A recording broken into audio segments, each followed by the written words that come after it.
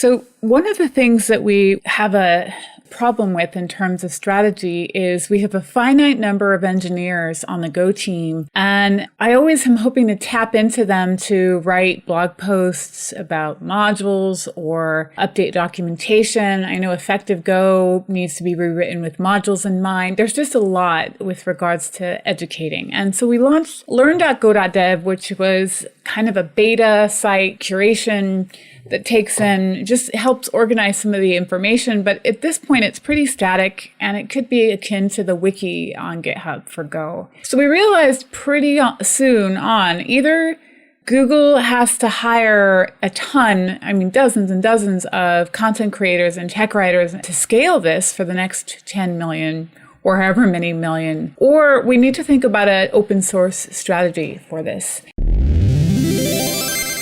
Bandwidth for Changelog is provided by Fastly. Learn more at fastly.com. Our feature flags are powered by LaunchDarkly. Check them out at launchdarkly.com. And we're hosted on Linode Cloud servers. Get $100 in hosting credit at linode.com/changelog.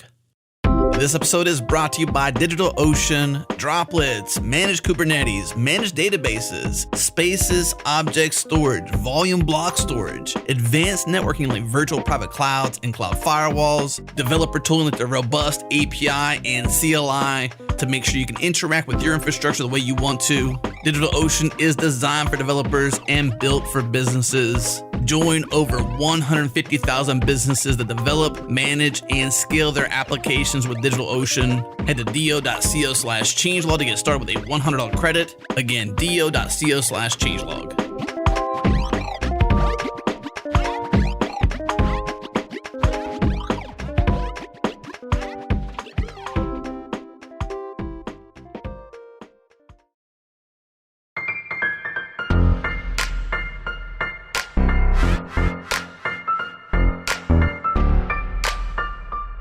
Let's do it. It's go time.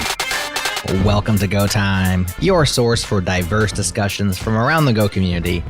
If this is your first time listening, subscribe now at gotime.fm. We are now streaming video alongside our voices during the live show on Tuesdays. Subscribe at youtube.com/changelog to be notified of that. But if you'd rather not see our faces, that makes a lot of sense too. Okay, here we go.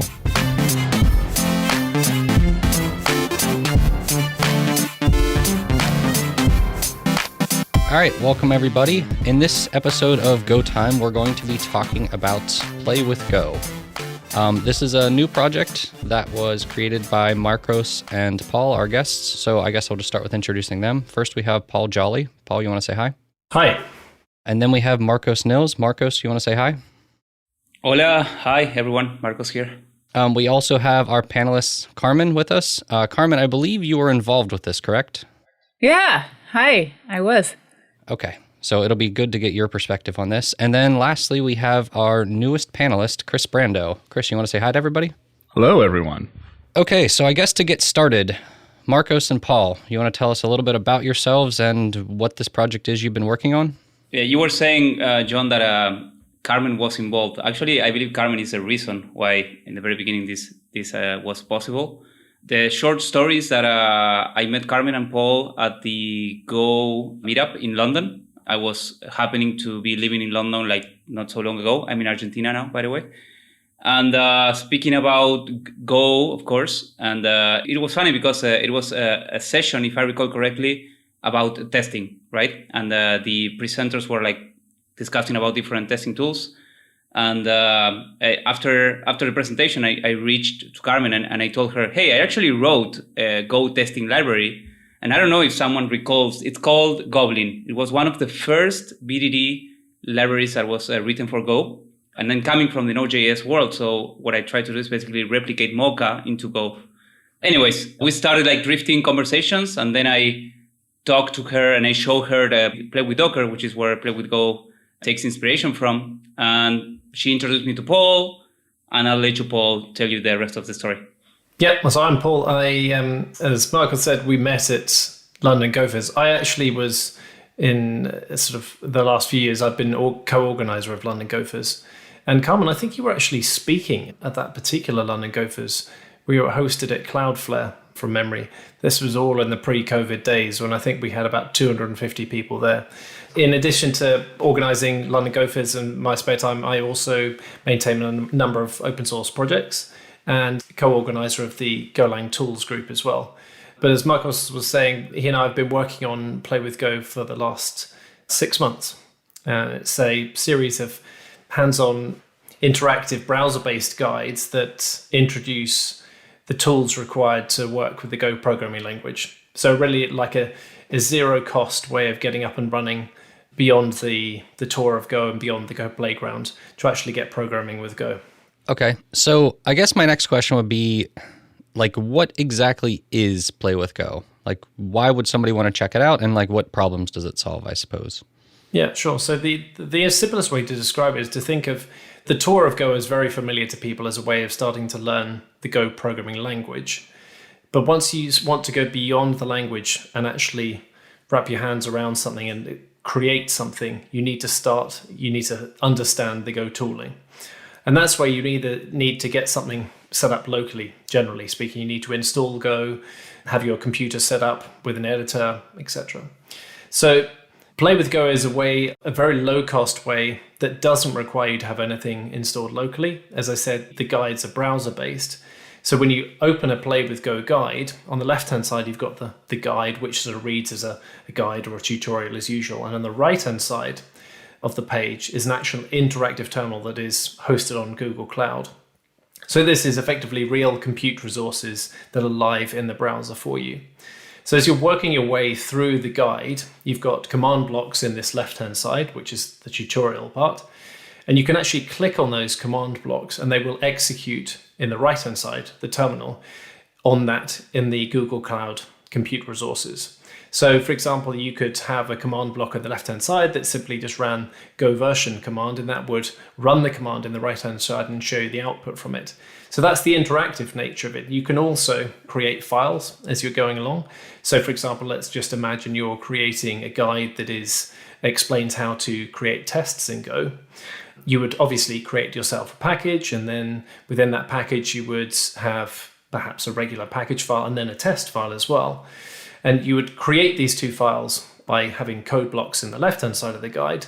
And then with a final command block, you would click on the command block and that would run go test. And you'd see all this happening live within your browser. So it's a bit of an experiment really to see whether this kind of interactive type of documentation works. Because the tour of Go and Go Playground are incredibly popular as a way of getting to know the language. But then at that point, there's kind of nothing. You're left to your own devices. And this is a way, as Carmen said in her closing keynote at GopherCon, of trying to lower the barriers to entry, if you like, for the next 1 million Gophers, i.e. not place any requirements on them to have anything installed locally and just try things out in their browser in a nice, fun, interactive way. So if I understand this correctly, that would mean that this is, like, if you wanted to show somebody exactly how running Go test works, you could do it there.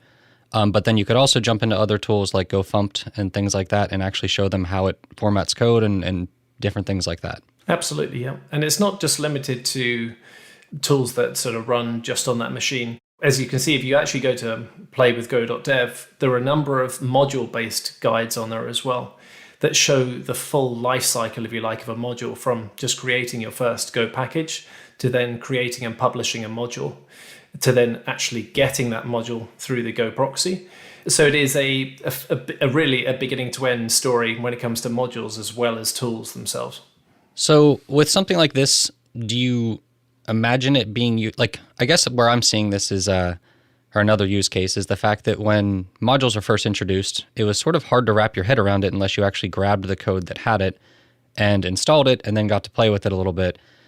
Do you see this as something that would also help with that, where they're doing proposals and they can actually show documentation and see how it would work?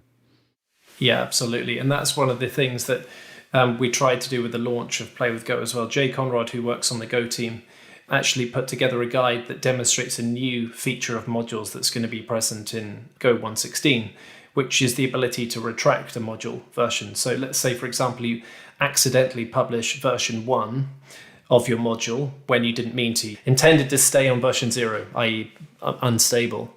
Module retraction allows you to say, no, hang on, that was an accident. I didn't mean to publish that. And so you can, not only can you look at the documentation that Jay has already written for module retraction, but you can actually go and see how does that workflow actually pan out when you're doing it in practice. And so there's a full example there of you publishing a module, accidentally publishing a V1, etc. So yeah, it does give you a good way of demonstrating to other people, okay, what does this actually feel like when you're using it? Is the UI, UX around this tooling correct? And a form of early feedback, if you like, as well. Okay. Marcos, you mentioned this was based on Play with Docker. Is that a similar type project? And is like what specifically about this makes it related to Go? Or is there anything specific that's, makes this more Go specific than Docker? Yes, good question. So Play with Docker is actually a project that I started with a friend that is called Jonathan, that we need, of course, to give him attribution because this wouldn't have been possible without his efforts. We started it in 2018. It's funny because it was actually part of a hackathon project that we did in a weekend, I believe, because we were busy developers. And the reason why we did that is because we saw, I believe, someone that you know in the Go community, which is Jerome Petazzoni from ex-Docker employee. He was actually trying to teach Docker to people, and the way that he did that in the past was provision a dedicated VM for each participant of his workshops. And then he need to provide 5 VMs per student, right? Because you need to make a cluster and so on. And the UX around that experience wasn't the best one. So he literally gave a piece of paper to each student that he had to print beforehand. And then each student would have to have an SSH connection to the terminals. And then the whole thing became very difficult to manage. So we were looking at this workshop with Jonathan, and then we said, hey, this could be easily done in the browser where you could have all your session in a single place. You can jump between terminals and you can run Docker there. You can expose services. You can access those services with a host name, super easy. And then in I believe it was one night that we sit and start doing some coding. And then we got the POC running. Of course, Play with Docker is an open source project and it's written in Go. And after that, as I said before, when I met Paul, I told him, hey, this could be easily translated to anything that's pretty much terminal based, right? Like either Go CLI, it could be any programming language. We even did Play with Kubernetes. It's also something that is based on Play with Docker. We did Play with Nomad. And now Play with Go, right? We're trying to bring new experiences for just people that need to learn through this type of experience. So you said that Play with Docker is open source. Is Play with Go also open source? Yes, it is. Everything is open source. If you go to the Play with Go GitHub organization, you're gonna find several repos there. You have the Play with Go, which is the main repo that basically brings all the components together. There are different components that I believe Paul can explain them better. And then there are some other repos out there that are basically like the website, the tool that generates the guides and makes sure that the guide is consistent. And this is a very important point, John, because you were mentioning about, for example, learning how to use modules, right? It is funny because if you go to the Go blog right now and you see the first blog entry about using modules, you're going to find that there were some examples using Russ's repos in GitHub or his basically vanity URLs. And you're going to find that those do not work right now, right? Because the URLs changed, or I don't know, maybe the repos are in the wrong version right now. The benefit of Play with Go is because everything is automated and tested. We run the complete tests on each iteration. Like every time we do a commit, we add a new thing, we change a guide, we update a guide. Paul did an amazing job on rerunning that stuff constantly, so we can always guarantee that the tutorial is going to be updated and working. Yeah, so John, just back to your point on it being open source. Yeah, it is an open source project. One of the questions we've actually had from folks who've actually tried it out so far is, why do you need me to log in when I'm accessing playwithgo.dev? And it's a great question, and it's kind of related to the fact that this is an open source project. We're not logging in order to steal email addresses, but as I said sort of in the introduction, there's a real container that is running per guide that you launch within playwithgo.dev. So there are real compute resources and hence money that we are spending whenever anybody opens a guide. And so, yes, we are an open source project and we're funded by sponsors entirely. But the focus, as Marcos was saying, is that this really is a project that is by the community, for the community, to coin a bit of a phrase there, is that whilst it does look like this is an official Go project, this is an open source project. And the intention is that anybody should feel free to contribute in various different ways, whether that be just feedback on the site itself, contributing to Play with Go, Play with Docker, or any of the open source projects that are a part of it. Or if anybody wants to contribute content as well, there really is a sort of an open door as far as how we can make this content platform better. And as Marcos said, there's ways in which we've tried to lower the barrier to contributing by making sure that if anybody does contribute any content or any fixes, we can know instantly whether there are any problems with any of the existing guides. It should be a fairly resilient system. So you mentioned that it's a funded project. Do you want to, before we move on, do you want to take a minute to just mention some of the, do you remember who the sponsors are? I don't want to put you on the spot. Well, I think we should, at this point, we should actually say a big thank you to Carmen, because Marcos said that it was Carmen who helped originate this project, and it's been through the support of Carmen and her team at Google that this has actually happened in the first place.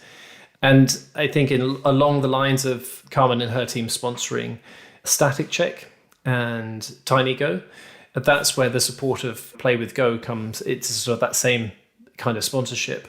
And so, Carmen, a huge thank you to you, because I think this kind of model of supporting projects, open source projects, is one that obviously Play with Go has originated from, but I think it's a fantastic model as well, because it then helps those projects to support other open source projects as well. And I should just call out a couple that we're actually using. We're using Static Check, but we're also using Gitia as well as part of Play with Go. So I think it's this model of larger organizations sponsoring open source projects like this is, I think, a very healthy one for the ecosystem, specifically the Go ecosystem here, because it encourages those open source projects to flourish. And as we know, quite a lot of projects, including Go itself, have benefited from a lot of open source projects. And the Go ecosystem itself, let's just take Static Check as an example, is benefiting massively, sort of at scale, from projects like Static Check. And so in different ways, I think these open source, so Play with Go is a very different sort of project to Static Check, for example, but it is looking to grow the Go ecosystem and the number of gophers out there. So supporting open source projects like this, and indeed the people who contribute to it. So this is something I think we want to look at down the line as well, is if there are people who become just absolute top contributors of content or reviewing of content or fixes to the site itself, those people should actually be rewarded in some way for doing that, and because that's the whole point of this sort of ecosystem. But I've been talking a lot on that. I think Carmen is the expert to actually speak to that point a bit more. I'd say, Carmen, it seems like the Go team is actually putting money towards like making sure that educational material and teaching people Go is a big focus. Is that actually the case? And do you want to talk about sort of what's going on there? Sure. So one of the things that we have a problem with in terms of strategy is we have a finite number of engineers on the Go team, and I always am hoping to tap into them to write blog posts about modules or update documentation. I know Effective Go needs to be rewritten with modules in mind. There's just a lot with regards to educating. And so we launched learn.go.dev, which was kind of a beta site curation that takes in, just helps organize some of the information. But at this point, it's pretty static, and it could be akin to the wiki on GitHub for Go. So we realized pretty soon on, either Google has to hire a ton, dozens and dozens of content creators and tech writers to scale this for the next 10 million or however many million, or we need to think about an open source strategy for this. And the other thing, when I researched the learning landscape of Go, I recognized that the current material that is existing, that is produced by the Go team, is static and it's text heavy. And we do have the playground and we do have the Go tour, but that's the extent in terms of being able to provide modalities of material. And so we rely largely on third-party people to either do training, so Arden Labs or Gopher guides, or we have people who are enterprising enough to create Gopher sizes, such as yourself, John. So The missing link, I feel, is that, as both Paul and Marcos have alluded to, there was a big gap in what I call the interactivity and the ability to make documentation not stale and have it come alive so that people can try out what's being meant by it. And it also is a change so we have a change in people for Go coming to the language, lots and lots of people. But we also have people that are a different kind of persona, which is mostly enterprise. And when you dig deeper into the persona of an enterprise or a person who uses Go professionally, they're not similar to the early adopter, right? The early adopter is curious and they probably want to try all the new languages, whereas the professional programmer using it at work, they just want to get a job done. And they want to see what it looks like, and they're very practical and pragmatic, and they don't want to wax eloquent about the philosophy of it or the context of it. They just want to get it done. So we've heard that being called as meat and potatoes or beans and rice, but really to the heart of it. And I think that this is playwithgo.dev is that gap that fills for everything that's happening with Go right now. So a long-winded way, John, of saying yes, we're looking at ways with limited funds to be able to scale out content that would be useful to a lot of people, but also get the ecosystem involved and empower them.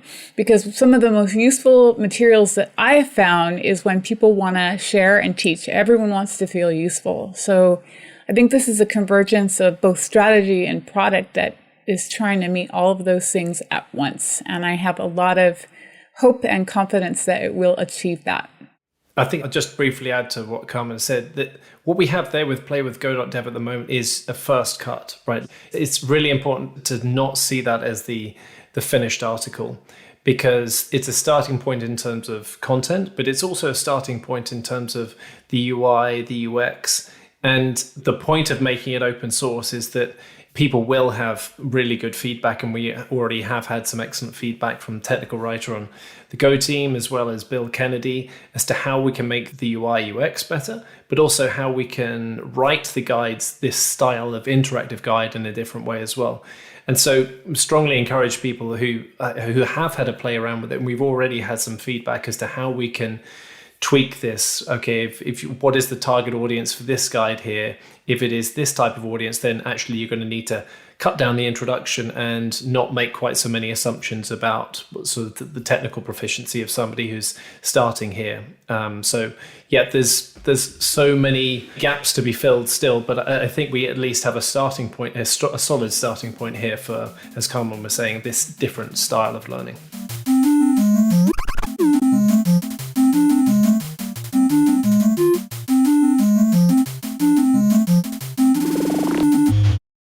How much time does your team spend building and maintaining internal tooling? I'm talking about those behind-the-scenes apps, the ones no one else sees. The S3 uploader you built last year for the marketing team, that quick Firebase admin panel that lets you monitor key KPIs, maybe even the tool your data science team hacked together so they can provide custom ad spend analytics. Now, these are tools you need, so you build them, and that makes sense. But the question is, could you have built them in less time, with less effort, and less overhead and maintenance required? And the answer to that question is yes. That's where Retool comes in. Rohan Chopra, engineering director at DoorDash, has this to say about Retool. Quote, "The tools we've been able to quickly build with Retool have allowed us to empower and scale our local operators, all while reducing the dependency on engineering," end quote. Now, the internal tooling process at DoorDash was bogged down with manual data entry, missed handoffs, and long turnaround times. And after integrating Retool, DoorDash was able to cut the engineering time required to build tools by a factor of 10x and eliminate the error-prone manual processes that plague their workflows. They were able to empower backend engineers who wouldn't otherwise be able to build front ends from scratch. And these engineers were able to build fully functional apps in Retool in hours, not days or weeks. Your next step is to try it free at retool.com/changelog. Again, retool.com/changelog.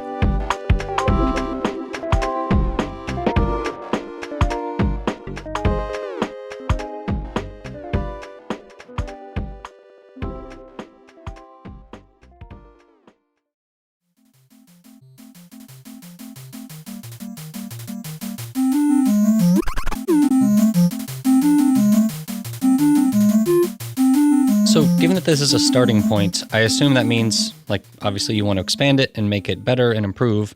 So in my mind, I guess there's a couple ways people could help. Are you looking for additional sponsors? Is that one way that organizations can help? Yeah, I think we would definitely welcome that, because I think there are a number of ways in which these guides could actually be improved. Just sort of building on this starting point here of this interactive guide. As Carmen was saying, there's a large enterprise contingent effectively going to start jumping on the Go ship fairly soon. They have already started jumping on. And one of the excellent bits of feedback we've had from Bill Kennedy has been that a fairly significant percentage of those people are going to be Windows-based. And so, quite honestly, if you have as you'll see, if you go to playwithgo.dev, these are Linux-based guides at the moment. And actually, to make it a welcoming place for someone who's coming from a Windows background, it would be really nice to actually have a Windows container that is running, where you have either a command prompt or a WSL2. And guess what? It would be fantastic if instead of just having a plain terminal, you had VS Code integrated there as well, with absolutely zero setup costs required on the user. So then you're just opening a guide, and much like Marcos said, in the early Play with Docker days, you have no requirements on the user to install anything on their machine, and they've got everything up and running for them. Here is the same type of idea. Is this should be possible as well when it comes to learning Go and when you actually need to come to use tooling. So you should just have the editor in the browser with you as well as the terminal. And so that's, if I'm Marcos, you should just chip in here, but that's at least one area where further sponsorship would enable. That's a fairly significant build to get those two features supported. But that, to my mind, would be where sponsorship would be well placed, I think. Yeah, completely agree with you, Paul. Like right now, as you said, like basically cloud resources and the ability to expand to different platforms, I think it would be very appealing for us to, like, I don't know, maybe host a Play with Go in like a place like Packet, where we could run ARM64, especially since now everyone is going to have in one course, which are going to be ARM as well. And of course, Microsoft Windows would be amazing to try it out. I think as well, it would, if sponsorship should also be considered to be going towards content creators as well. Much back to sort of Carmen's point, is that this really needs to be viewed as an exercise as well in trying to grow an ecosystem for creating content. And we've got agreement from members of the Go team as well that for those guides which are, if you like, core fundamental, that they will help to review those.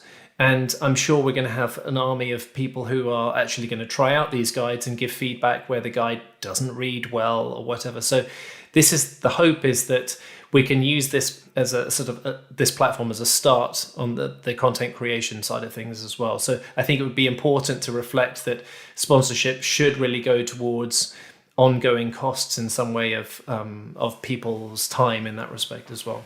So you'd mentioned that, like, sponsoring and helping from an enterprise perspective would help expand what's there and, you know, also help with contribution. For individuals, I assume either giving feedback or contributing new guides is a good way to, is that one of the ways you expect or hope people will be able to contribute individually? Yep. So the main areas, I mean, I think we cover pretty much all the aspects of the platform with regarding contributions. It can be either from the content side of things, as you said. It can be from the UI side of things as well. Take into account that neither Paul nor myself are UI experts, not at all, like very far from that actually. So the UI needs a lot of rework and some polishing, as we said before. Another very big aspect that we are already working on is translations. Right now, as you might have probably seen, is pretty much everything is in English. We are, of course, looking forward to expand it. The platform is already based on a multi-language architecture, basically. So it's very easy to extend the current guides in a different language. So we really foresee a near future where we could have, like, I don't know, like tens of different languages due to the the easiness to basically extend it. I don't know if you have any other things in mind, Paul.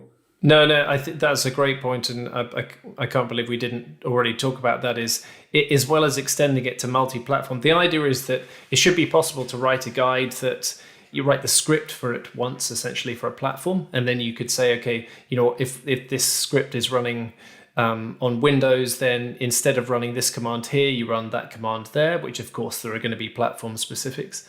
And as Marcos said as well, is that when you're then presenting that to the user, you want it to be in their local language. So the vision is sort of that when you land on a guide, you say, hey, I'm on this platform and this is my chosen language here.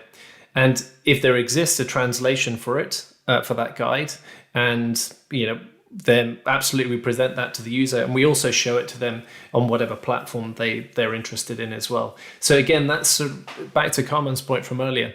That's really being as welcoming as possible. If we can provide people something in a language that's familiar to them for their chosen platform, it's such a low friction way to get started. They don't have to install anything. They have VS Code in the browser. It is just okay, fantastic. I'm up and running. It feels like I'm making progress already. That makes sense. So what is that contribution process like? Like, how would somebody get started if they wanted to either provide a translation or to write a whole new guide? What would your advice be? Yeah, that's a good question. So we're just in the process of finishing up a guide that explains how to write a guide at the moment. That's awfully meta, but that will give somebody a starting point, literally how you check things out, how you create a directory for the guide itself, what structure the guide takes. So it's just split into two basic parts, which is a markdown file and then a script, which takes the form of a Q file. And so the guide process itself, the guide that explains how to create a guide will just walk you through that entire process. There's people who will be on hand to answer any questions you might have in Slack as well. So kind of is expecting that initially that guide contribution process will have a few rough edges. So we're going to work through those with John. We're working with you as well on a guide around Go testing. Going to be working with Bill Kennedy and a number of others as well. And so that's hopefully going to smooth off those rough edges for the guide contribution process. Language translations are not something that we support just yet. But again, that's where with sort of a bit more sponsorship, dare I say, towards the build out required for that, we can easily get language translations in there as well as the multi-platform support. So you mentioned briefly that it's a markdown file and like your scripts, which is a Q file. And I had the chance to go with you and look at a lot of this in more detail.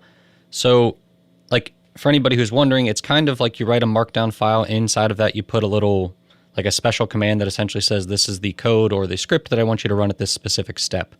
So when you're writing in other languages, you just keep those script commands at the same spots and you just replace the actual text with whatever language you'd want.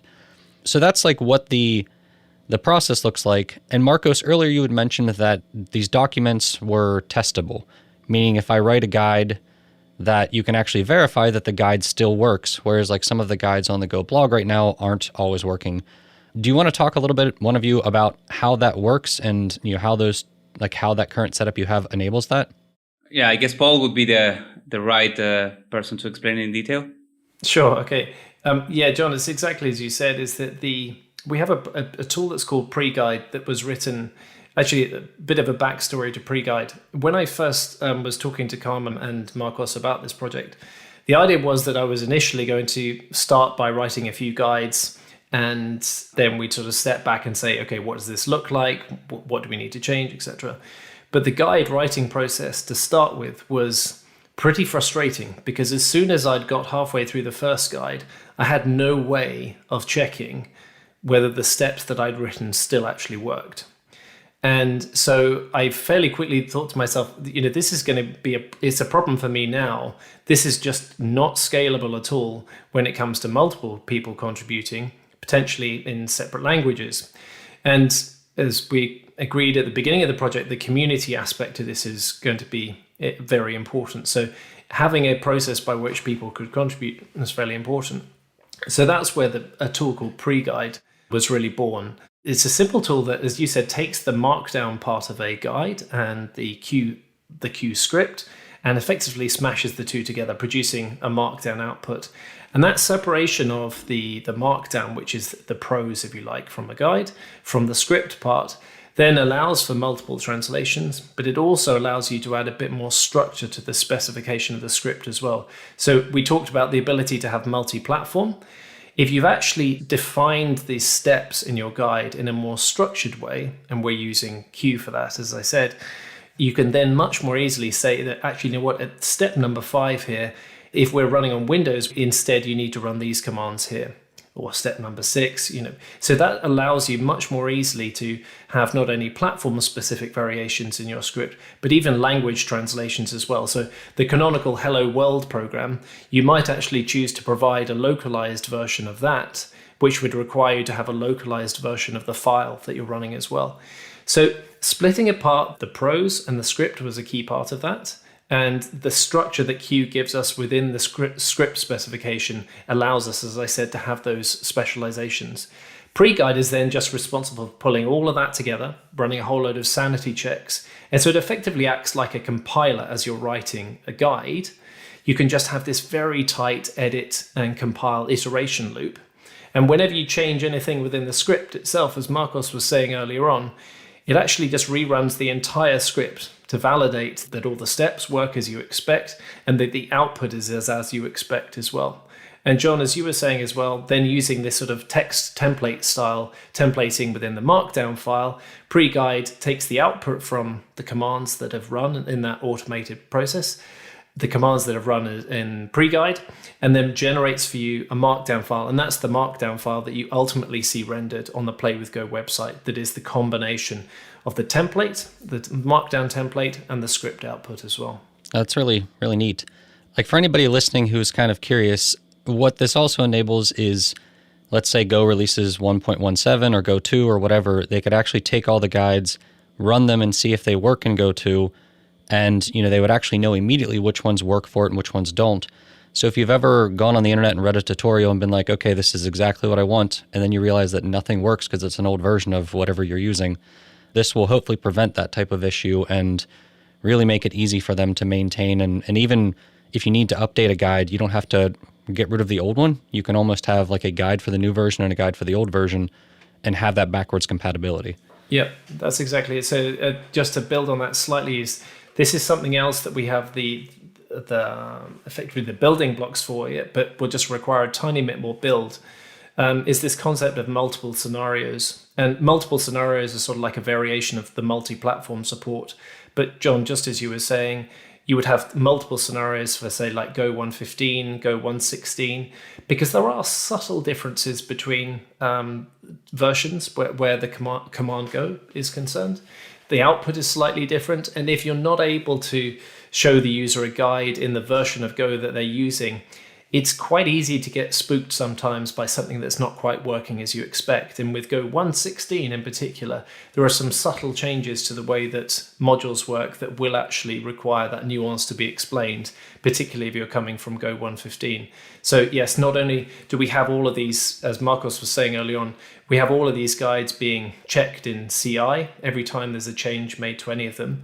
It's trivial to say, okay, it's time for us to release all these guides as Go 116, what changes are actually required in them, and then we'd be able to validate them and then publish those with confidence that every single one of the guides works. I'm also kind of wondering if this would be a helpful tool for library maintainers, if there could be like an integration, because I know one of the things I always struggle with is when I like find a new package that I want to use, and it's just like, oh, all right, how do I get started with this thing? How do I actually use it? It'd be really helpful if there was just like an easy guide that the maintainer could just update that has like, okay, here are the steps you need to do. Here's exactly what you need to do to use this package or this library.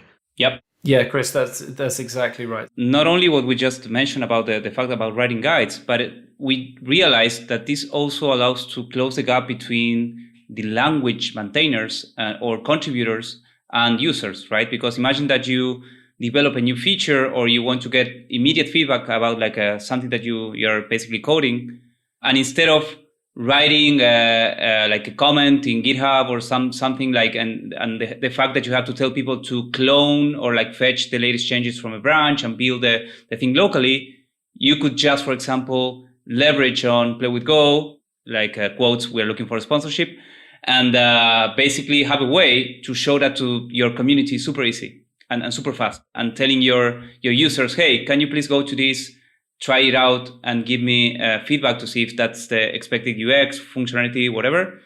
And maybe eventually you could even start playing in some sort of like a sandbox and then share that session to someone else so they can reproduce what you're also doing there, like similar to the Go Tour, but imagine it for CLI tools as well. I believe that the possibilities here are like endless. It's just a matter of putting the focus right now on teaching Go, the community, and see what are the immediate quick wins we can do for people to get engaged on the project. Marcos mentions a really important point for the future, which is we talk about ecosystems, and this tool can be that force multiplier for library authors, for companies that are trying to ignite their own open source communities based on Go. And so I just think, again, when I think about all the things that this can enable and the new future of open source, I know that sounds very pie in the sky, but I think that the old open source, which is static and just text driven, is going to be no more in a couple of years. And this is the harbinger. We're going to see READMEs that are interactive. We're going to see issues where you can click and test there instead of having to, like Marcos say, get your own environment set up, right?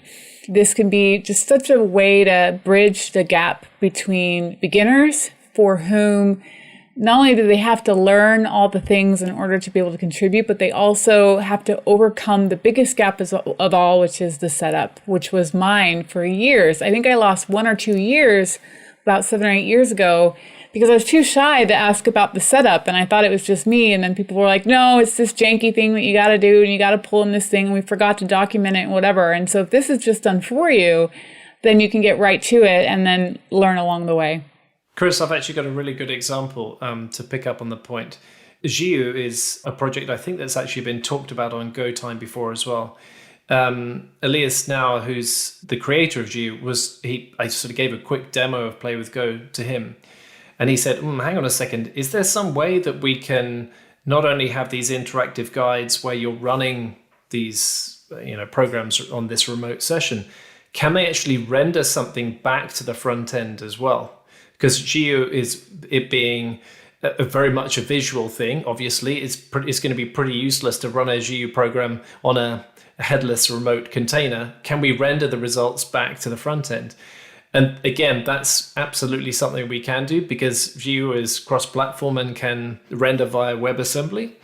That's the plan, is to try and give that a try as well. So Jiu would be able to use something like Play with Go to not only, as you said, Chris, explain, okay, this is how you would get started with your first Jiu application, but actually render the results to you as well. So then if you can imagine this sort of interactive environment where you've got the VS Code there as well, the user hasn't actually had to install anything at all, and they're already running a graphical Go application within the browser. And so that's a pretty powerful offering, I think, exactly as Carmen said, because it just cuts out all that friction for people who are getting started. And I don't think back when I started programming what sort of friction there was, particularly when it came to Linux or anything like that.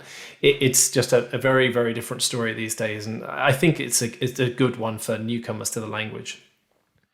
I'm also kind of thinking of the playground, which I think is like a natural kind of like extension of this at some point. Because I know there's lots of times where I have like some application or some little thing I want to try out, and my like modules directory is filled with all these like x.chris.whatever of just like, oh, I want to play with this little thing, but like I can't go to the playground, so I can't import other packages into the playground. And this just feels like kind of like a precursor to us actually having a playground where we can like import third-party packages and maybe even have something that's a little bit like a gist, where it's just like, oh, like here's like my files, here's everything I want to do, like go run them, and I can share them with other people and collaborate. Yeah, I think to the credit of the Go Playground, it has actually got some limited support for third-party imports at the moment. It's limited somewhat by how long it takes to then download, fetch, and install those. I think it's a fairly conservative limit there. But I think you're right, Chris, is that, and this was kind of the thinking with getting this full life cycle of module publishing going as well, because so many guides that I started looking at, and I've been looking at the Vigo modules and Vigo since the early days, which is almost 3 years ago now, unbelievably, is that so many of them stopped at saying, all right, and now at this point you git push, and then there's quite a lot of hand waving going on saying, oh, you git push, and then you can do a go get, and you tag and you push that tag, and you're stuck. If you can't follow something at that point or it's not working, then you are stuck. Whereas with the Play with Go guys that we've got, not only have you got that remote container, but it automatically creates remote repositories for you as you need in order to complete that guide. So you have the full experience of actually publishing modules and getting them via the proxy exactly as the end user, albeit they'll be publishing to a different module path, exactly as the end user should be experiencing it as well.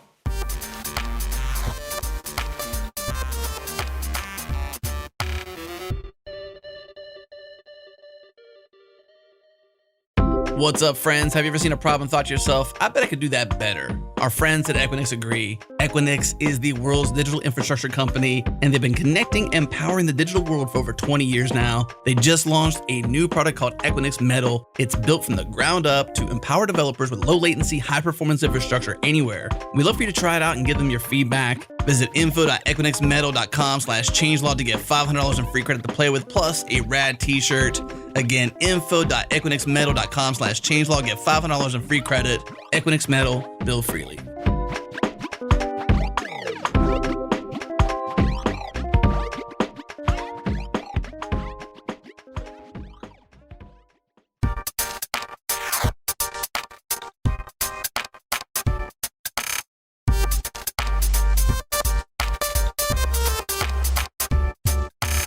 I also find it like a positive side to this is that right now teaching somebody how to create their first package and then import it and use it is, you pretty much have to install Go, I think, to do that. And like the playground doesn't allow you to do that. So this type of thing should work really well for that, because even if it's really like a package with one function and you just want to export that function and show them, there's not a good way to do it. And like a guide like this really enables that type of education. Yeah, one of the early things that turned into when I was trying to like improve learn.go.dev, we said, wouldn't it be wonderful if we had added to a tour of Go, like a tour of modules?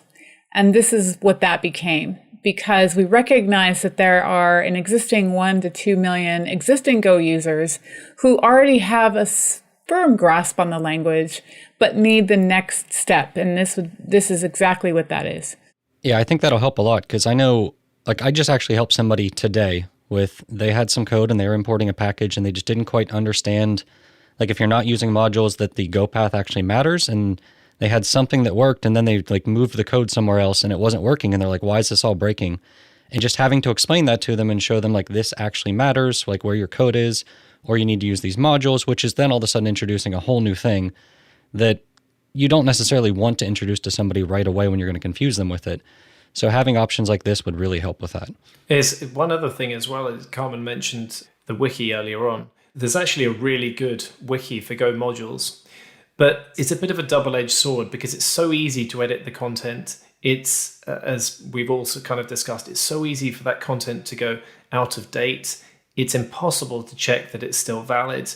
And all of these sorts of things make for a fairly daunting experience if someone says, oh, just go and take a look at the Go modules wiki for an explanation of how to do that. It's just well, good luck if you're coming out the other side, if that's actually going to work as intended. And one of the things that, it had an example of this last week, actually, somebody asked a question in the modules channel on Slack, and it was about, we were just debating a point, I think. If you have a module which is major version greater than or equal to 2, what strategies do you have for actually publishing those multiple major versions? And it took me literally 10 minutes to pull together a very simple guide that demonstrated the different options available to you. And I then published that guide. It's not actually part of the index on playwithgo.dev now, but I can now just go and I know that guide works, and I can just put some prose around it to sort of a bit of explanation as to what I've done in each step. But it's a really crisp way of sharing with people. Kind of, Chris, this is the point you were making earlier on as well of, okay, this is how, if you wanted to structure your module with a branch-based strategy or a subdirectory for your major version modules, this is how you do it. And not only is the explanation of it, but you know it works. So as John, as you were saying earlier on, as we go through the new Go versions that they come out, we just know this is going to continue to work, this guide, because we can check it as part of CI every single time.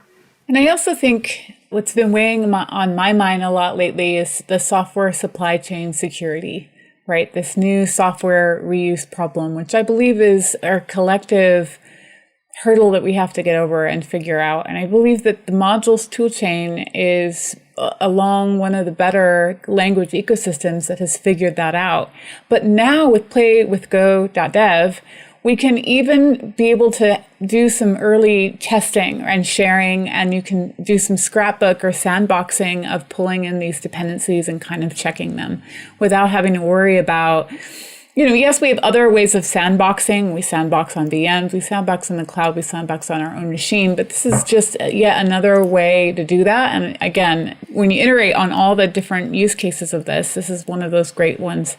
I have one more observation that I believe this week we realized about it with Paul, is after looking at the analytics metrics of Play with Go, we realized that 50% of the audience is coming from mobile devices. Unfortunately, our awesome UI skills that we mastered with Paul in these past weeks, now we can look for a job as a UI engineer, Paul, don't worry. Surprisingly, the site works pretty well in landscape mode on a cell phone, like on any regular cell phone. So now, going back to what Carmen was saying regarding that the tutorials and the instructions should be interactive or are going to be interactive in the near future, if you actually, like, for example, see a new release of like either a CLI tool or like a Go feature or whatever, if you can give a lot of people access to that information super easy in their phone devices while they are commuting to work or, while they are at their sofa, without a computer in their hands, that enables a whole set of learning paths that it's just unbelievable. And the numbers talk by themselves. 50% of Play with Go users are coming from mobile devices. That's incredible. Yeah. I'm really curious because I remember making a joke about merging a PR via my phone on the GitHub mobile browser. And I just thought, I'm coding and I'm reviewing and I'm using my little thumbs to check the code. And I just wonder, will someone write a tutorial or a guide only on a mobile device? That is truly wow to me in terms of the future. Yeah, I'm really excited for hopefully if we can get the barrier to entry low for writing guides as well. So I feel like there's so many things that I've searched around the internet to figure out, semantic import versions, definitely one of them, where I'm like, how does this work again? And if there's just someone could write one guide that you could just go to and find, because when you go to the wiki, I'm always just I grep around or use find in page and I'm I think I found the information that I want. And I just really wind up asking Brian Mills, hey, how does this thing work? And he just tells me, but most people can't do that. So just having some real good guides around that would be fantastic. Yeah. And that's how we can scale someone like Brian, right? So for those unfamiliar, Brian is on the Go team working on the Go command and the open source team. And I wish I could scale 100 of Brian to write guides, to do content, but he's got to make the Go command better. And I think that's why I really believe that if we continue to do it this way, we can totally scale that content and have that. Yeah, Chris, I just build on what Carmen said there by saying that getting that barrier to entry low for content creation is key. As I said, there's going to be a few rough edges as we get started there, and feedback very, very welcomed there. But I think an important part, and we have this building block now, is Marcos was saying earlier on, the ability to rerun a guide and just check and validate that it actually works. Because if you've got that sort of edit compile cycle with writing guides, just as you have code, you as the developer can just very quickly, as I did with that example, as I cited from last week, in 10 minutes, put together something that is the bare bones demonstration of what is going on in a situation. And then actually you can have other people contributing to the process as well by putting a nice introduction in place, actually writing the guide around it, the prose itself. So I think there are ways in which to make that barrier to entry nice and low by making sure the tooling is good and fast, etc. But also, if we have a good process for review and editing as well, that is very light touch. So sort of imagine a world where we didn't actually have this automatic checking of guides. It would be pretty hairy as a reviewer because you're basically saying, okay, I've now got to go through and check it myself. And if there's another change made, you've got to go through and check it again. That's just not scalable at all. So the barrier to entry is not only the tooling thing, but it's the content creation itself. It's the review process as well. So that's where, picking up on Carmen's point, yes, we need more Brians and Jays. Absolutely. But if we can make their job of review of these guides much simpler, then that's how we can scale things as well. And I'm saying this very much in the context of the Go command, but Chris, back to your earlier point, could this be used for other tools, other libraries, etc.? Absolutely. So the tools and technology, if you like, that exists for Play with Go is open source, and it should be able to be used for other people as well. So if people have additional questions or they want to learn more, where do you recommend they go at this point? So best place to start is play-with-go.dev. That is the main site. And we've got Play with Go is the Twitter handle. There's also a Play with Go channel on Slack, as well as the GitHub project that Marcos mentioned earlier on. Happy to answer any questions that people have, take any feedback. It's a good starting point, but there's plenty still to be done, not only with Play with Go, but just effectively the experiment that we're trying here is this interactive form of documentation. So as Marcos was saying earlier on, there's many, many ways that people can contribute, and feedback is a massive form of contribution. So one last thing that I would like to highlight, it's also a very nice, interesting project to start basically learning about different aspects of technology. I mean, Play with Go has a UI, has Qlang, which is a very trendy technology or language. I don't know how to describe it, but it's very interesting to learn. It has Go, of course. It has infrastructure. It has containers because all the infra is running on containers. It has Docker. So it has security concerns because, as you may imagine, running a container where you can basically compile and write code and like basically play funky with bandwidth and some things, it's a challenge as well. So if you are into DevOps coding, UI, content creation, UX, whatever you feel like you can contribute, please talk to us so we can like help you out in whatever you need.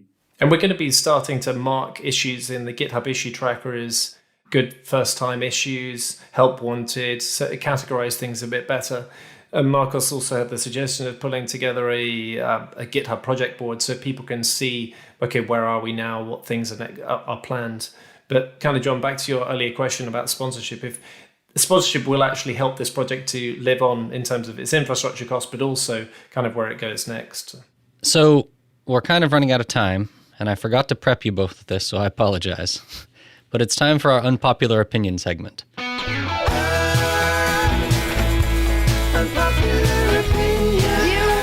actually think you should probably leave.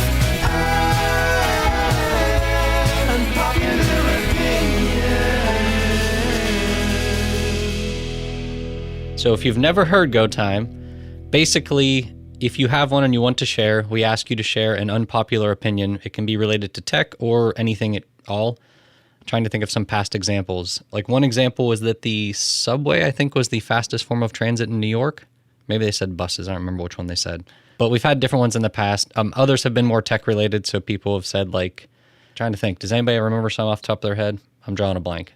I think, didn't you have someone who was speaking from GitHub say that Git is too hard to learn as a command? Wasn't that a most recent one, I think? I think we had that one. We've also had somebody say that dogs are bad in the workplace. Some just different things like that. So if you have any unpopular opinion you'd like to share, we can talk about it a little bit. Usually what happens is after the episode has aired, Jared will actually take the unpopular opinion, cut it out, and put it on Twitter with a poll to see if it's actually unpopular or not. I will warn you that because most of the audience is gophers, sometimes things that would be unpopular in the whole ecosystem of the developers is popular inside of the Go ecosystem. But do either of you have something you'd like to share? Going back to Paul's comment around Git, if only you had a good platform, Paul, to learn interactive things. Well, that's just it, right? If only someone wanted to write some content for the Git command. Oh, you could, yeah. There's GitHub too. Right? We need to build something. We need to build something right away. Okay. I feel like those guides are going to have to be like, you're going to have 20 hours of guides because there's all sorts of weird things to do in Git that nobody remembers because you do it once a year. Oh, exactly. Now it's called Git Restore, right? Oh, they killed me with that one. It's not Git Checkout anymore. I have one, it's interesting because I'm actually on my vacations between quote from work this week. And we just decided with my girlfriend that we wanted to bike around the city. And we realized that even though the city has all these new bike lanes, basically the problems regarding like how the city operates are the same ones, right? So like, people not respecting the rules, either like drivers, other cyclists, the people that work on the street as well. So the unpopular opinion is that it doesn't matter the different ways or means that you can implement to try to fix the issue. If you don't like basically change the core, it will not happen. Okay. Totally not unpopular. That's going to get like a 90% agreement rate on Twitter. I bet you, Marcos. Yeah. Okay, I've got one that is Go related.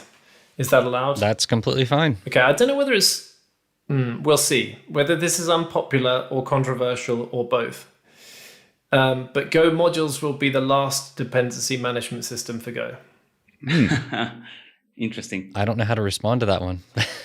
Like kind of like the way that NPM is for Node. Like, Well, no, it's just that I guess there's a number of, understandably, sort of coming from the background of there being different dependency management systems. It feels like for me there is a real net benefit to what modules brings. Yes, there are bits that people find frustrating, but I think that the focus that it places on the module author to respect non-breaking changes and or sort of bump major versions, it kind of places the onus on the author in much the same way that it places the onus on the author of Go code to write code that is easy for the reader to understand.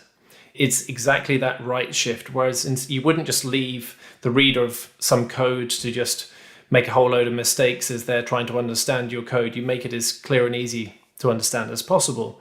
In exactly the same way, I think it's sort of helping to encourage at least module authors to be more responsible. Not that they're being irresponsible, but you perhaps get the idea. And I think there's obviously tooling improvements along the way that are desperately needed. And I think we're in the sort of the Go way, just sort of taking out time to work out what they are. But it does feel like modules is very much a net positive to things. And so the unpopular / controversial opinion is that it will be the last dependency management system. There will be no others. For Go, right? For Go, yeah. Well, I mean, there's other languages are welcome to copy. And guess what? There is another language that is going to copy Go's module-based. Q is going to follow the module and package-based approach. It's influenced extremely heavily by the way that Go works and its tooling works. And the modules will follow a very similar pattern. It would probably be more interesting if like Peter Bourgeon, I think that's how you pronounce his last name, was here, because I don't know if he would agree with you on that one. I don't think he likes semantic versioning, I think is the bigger underlying issue. And if you get rid of semantic versioning, I don't know if Go modules would stick around or not. I do agree that sticking with something that's built into the Go tooling is enough of a net gain that even if you don't like 100% of it, you'll still use it. Yeah. It's kind of like gofumped. Even if you don't love the format output, there's enough net benefit from everybody using the same thing that it's worth doing. But 10 years later, gofumped now becomes ossified into the way that modern programming languages add as a feature, right? We do not want to fight over tabs and spaces and also the other benefits that it provides. I still fight with tabs. The only time I end up doing that is whenever I'm like copy pasting code to put in, like, I write an email newsletter. So when I'm doing that, it's easier to turn it to spaces so it's not real wide on the screen. And I know there's some CSS to change that, but it's just sometimes easier to have spaces. But it's not Go, right? Well, it's free form. Yeah. I write Go, I format it, and then I put it into my editor and I replace all tabs with 2 spaces, and then I put it in my email. I'll just say, oh, that's not me. That's like the email processor. I think there are people who definitely don't like the way that modules, some of the sort of the more opinionated parts of modules.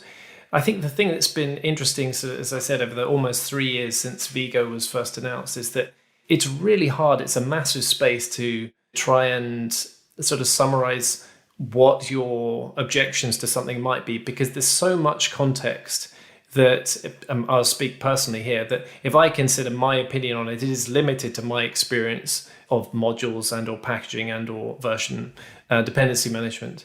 And it's really difficult to communicate to a very wide group of people why you think in the widest possible context modules is or isn't the right solution.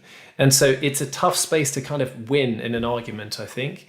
And I think that's where sort of having a really good evidence-based approach to things is useful. And that's where having an experiment that was Vigo in the start that people could try out, they could give feedback on, and the Go versions that have happened since Vigo, which has been an iteration on the modules experiment, have been fantastic because the Go team have been incredibly involved in the tools working group, but also in the modules channel on Slack, getting feedback from people, understanding, okay, what are the rough edges here, and trying to think about solutions in that wider context of, okay, you've got the specific problem here, but actually, this aspect of modules is trying to address this wider problem here. So it's a very difficult balancing act, and one which, if you look at a very specific use case, I don't think you're ever going to say, yes, modules got it absolutely right. But it's that wider context which I find very hard to appreciate, because guess what? I'm not at Google. I'm not at some of these large organizations. And so that's effectively the tough job that Russ, Brian, Jay, and everybody who's responsible for modules has. But I think there's been some fantastic stuff that's come out of modules. If you look at Package Site, the proxy, SumDB, these are real wins to my mind, and they don't demand lock-in to the system either. And that's another nice feature of it. You're not locked into it. And I think the tooling is getting there. This is something that the tools working group, which is over the last 2 or 3 years been talking about this, is kind of trying to help move along a bit. It's getting there, but there is plenty of room for improvement there too. And kind of to the point of Play with Go is that if the tooling improves, there's now, guess what, a nice way of showcasing it to people as well. So. Yeah, I kind of feel like whether you fall on the side of like liking modules or not liking modules has a lot to do with whether you're like a library maintainer or just a consumer. So I think historically, modules from a library maintainer's perspective have been like really, really difficult. I think it is getting better now. I think like the tooling and the knowledge about how to do things is improving. But I know even like at work, we had this problem with like semantic import versions, and we like tried to switch something over to modules, and it wasn't using modules before, but it was already on V2. And then when you switched it to modules, it was like importing the old code. It was like all sorts of broken, and it took us a while to like figure that all out. I really wish that we'd had playwithgo.dev 2 years ago, where we could spin up guides that demonstrated to people, hey, you're in this situation. Because this was actually one of the examples that Bill Kennedy gave his feedback. He said, you know what, you can do these as guides, but you could also present them to people as problem-solving situations as well. So you launch a guide, which is in fact a problem, and you explain the background, the problem that says, okay, you've got a module that's in this state here, now upgrade it to a new major version, and how do you actually do that? And so you can present challenges to people in this type of environment as well as a way of enforcing learning. So yeah, Chris, that's kind of the frustrations that people have. It would be great to just say, okay, let's just write a guide from that, or let's write an explanation of how you get yourself out of a hole. Because guess what? That's what we should be doing, is providing examples, documentation to people that help them when they find themselves in a bit of a corner that, okay, the tooling has landed them in fundamentally. That type of tool would help a lot with like misunderstandings too. Because I remember when Vigo first launched, people misunderstood how it worked pretty drastically in some ways. And all it took was like actually grabbing the tools and running it locally to verify that what you thought was like a bad idea wasn't actually how it worked. But the number of people who didn't do that seemed astronomically high, especially on like Hacker News and sites like that, where they might not have even been Go developers, and they're just like, this is a terrible idea. And, people like to read the headlines and comment. So it could definitely help on that like type of situation. Yeah, for sure. And that was, I think, part of the thinking behind Jay's module retraction guide. It just gives people a zero cost way of having a click through and seeing, oh, okay, this is how module retraction works. Fantastic. That's going to solve my use case. Done. Okay, so I think that about wraps it up. Is there anything else that you guys wanted to talk about, mention, to bring up that I did not get to? I think that just about covers it from... Yeah, I think that's it from my side as well. We can say a big thank you to Carmen again. Mm-hmm. Well, Paul, Marcos, thank you for joining us and explaining everything. Carmen, thank you as well. It's been a while since we've had you. Chris, it's good to have you on your first episode as a host. This is what, your third or fourth episode total, though? Third. Okay. It almost doesn't count at that point, then. I'm sorry. Your old hat by then. Once you've been on the show twice, it's just like, he's just here all the time.